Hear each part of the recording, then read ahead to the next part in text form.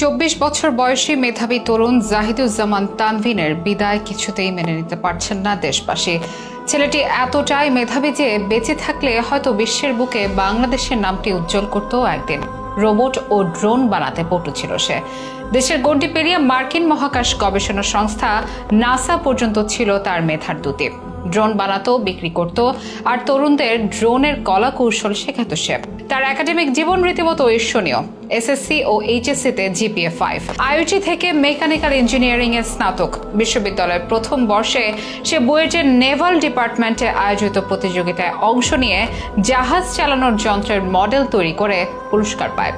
দ্বিতীয় বর্ষে বুয়েটের মেকানিক্যাল ডিপার্টমেন্ট আয়োজিত প্রতিযোগিতায় অংশ নিয়ে দ্বিতীয় পুরস্কারও লাভ করেন তিনি।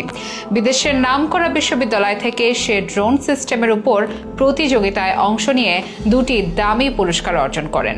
এছাড়া আইআইটি থেকে ড্রোন বিষয়ক নানা পুরস্কার তো আছেই, তাকে ঘিরে অনেক স্বপ্ন ছিল পরিবারের। তানভীনও চেয়েছিল নিজের ও দেশের মুখ উজ্জ্বল করতে, তবে অল্প বয়সেই বিদায় নিতে হয়েছে তাকে। বিস্তারিত থাকছে প্রতিবেদনে। শুরুটা 2018 সালে ইসলামিক ইউনিভার্সিটি অব টেকনোলজি তথা আইইউটি এর মেকানিক্যাল ইঞ্জিনিয়ারিং বিভাগের 4 জন শিক্ষার্থী মিলে শুরু করেন অ্যান্ডস এর যাত্রা। লক্ষ্য ছিল মানববিহীন বিমান ডিজাইন ও বানানোর চ্যালেঞ্জিং নানা প্রতিযোগিতায় অংশ নেওয়া। ইউএএস চ্যালেঞ্জ 2020 এর প্রতিযোগিতায় অংশ নিয়ে বাংলাদেশের 71 স্বাধীনতা লড়াইকে সম্মান জানিয়ে তাদের বানানো মানববিহীন উড়োজানের নাম দেন ফ্রিডম 71। নানা গুণসম্পন্ন যে উড়োজান বানিয়ে 2020 সালের সেই প্রতিযোগিতায় বিশ্বের 36টি দলের সঙ্গে প্রতিযোগিতা করে। 6টি বিভাগের মধ্যে 3টি বিভাগে পুরস্কার জিতে নেয় অ্যান্ডস। আর এই অ্যান্ডস দলের একজন ছিল এই জাহিদুজ্জামান তানভীন। অ্যান্ডস বা পিঁপড়া যেমন দলগতভাবে কাজ করে, তাদের লক্ষ্য ছিল একই, তবে সেই দল থেকে ঝরে গেছে মেধাবী এক প্রাণ। ঢাকার উত্তরের আজমপুর এলাকায় শেষ নিঃশ্বাস ত্যাগ করেন সে। তাই সেদিন 18 জুলাই তার পরিবার ক্যাম্পাস থেকে গোটা দেশের শিক্ষার্থীদের মাঝে শোকের ছায়া। জানা যায় জাহিদুজ্জামান তানভীরের বাড়ি ব্রাহ্মণবাড়িয়ার নবীনগর উপজেলার রতনপুর ইউনিয়নের ভিটি বিশারা গ্রামে। তার বাবা মোহাম্মদ শামসুজ্জামান ঢাকার টোয়া কর্পোরেশন নামে একটি প্রতিষ্ঠানে কর্মরত, মা বিলকিস জামান গৃহিণী।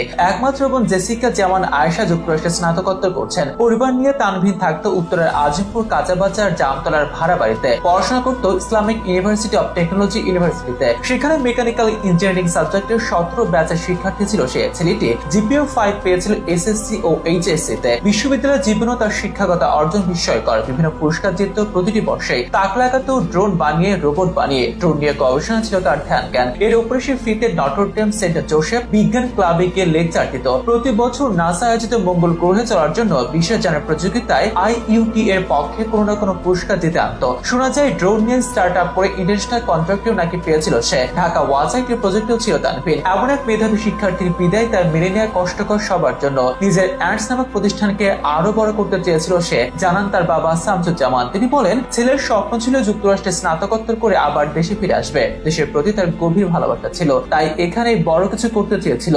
ড্রোন ও রোবটের দুনিয়ায় আরেকটু এগিয়ে নিতে চেয়েছিল বাংলাদেশকে। তবে সে স্বপ্নের অনাকাঙ্ক্ষিত ইতি ঘটেছে।